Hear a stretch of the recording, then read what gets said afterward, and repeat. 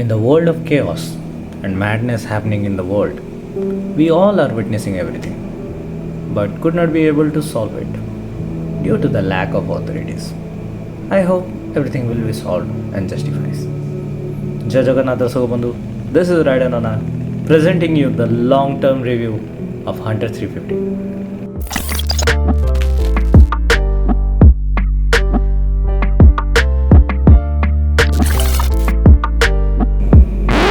In the year 2022, Royal Enfield unveiled their most anticipated motorcycle, the Hunter 350. I bought it, rode it 22,900 kilometers, and lot of memories were created. Difficult terrains have my mark on it just because I enjoy rather than capturing. Can't tell you what I experienced, but I have hell lot of stories. From a guy with 150cc sport commuter to I am the hunter! but let's focus on this tiny 350cc monster. An essential specification of this bike. This 4-stroke 2-valve air plus internal oil-cooled single-cylinder 5-speed manual J series 350cc engine which produces 20 bhp at 6100 rpm and 27 Newton meters of torque at 4000 rpm. Equipped with 13 liter of fuel tank and the seat height is 790 mm which is extremely accessible for everyone. Equipped with 17 inches of alloy wheels with dual channel ABS at standard. 110 by 80 in the front and 140 by 70 in the rear. To observe the bumps, conventional telescopic fork in the front and a pair of coil spring at the rear. The long run on this bike is having their own pros and cons. Here are the core things. The pro things. Long run on this bike is amazing in terms of engine.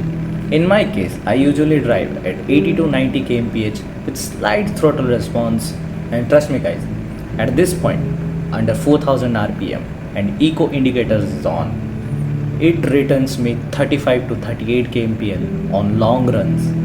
Few points. The most lightweight and user-friendly Royal Enfield motorcycle for everyday riding. The styling is on spot as a retro roadster, but I have another opinion.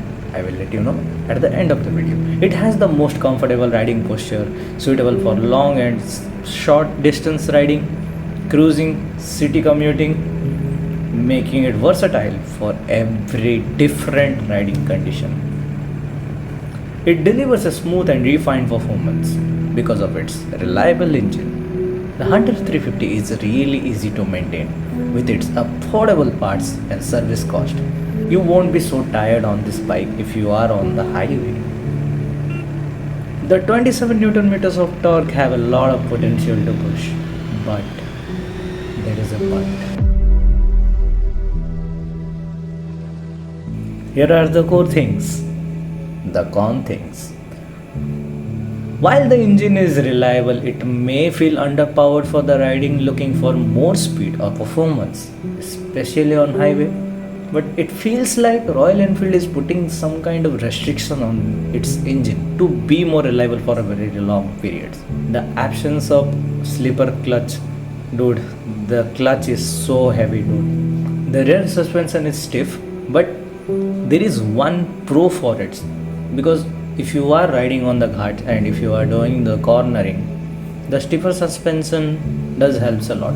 If you ever worked on your seat as per your liking, but if you haven't, then it is going to be a biggest nightmare ever because the pillion comfort disappears here. So that's pretty much wait a second. There are few more things which are off the grid. The motorcycle doesn't ride you ride them. The fact which kicked in my mind when I did a power slide on this bike, it felt controlled due to the power restriction and the lightweight of this motorcycle. However, there is a loophole. If you remove the ABS fuse, you can enjoy the off-road and the power slides are going to be crazy, and that's where the Hunter will make you feel like this is not a roadster bike. This is more than a roadster bike.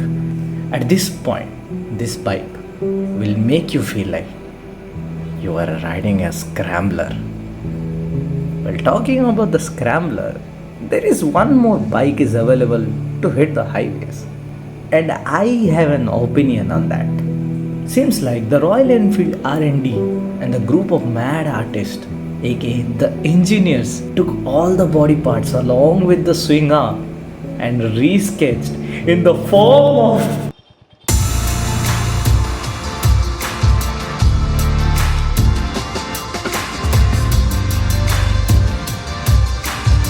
That's videos for now. Stay tuned for more updates. You know the drill. Till then, this is Raidanana signing off. Adios amigos.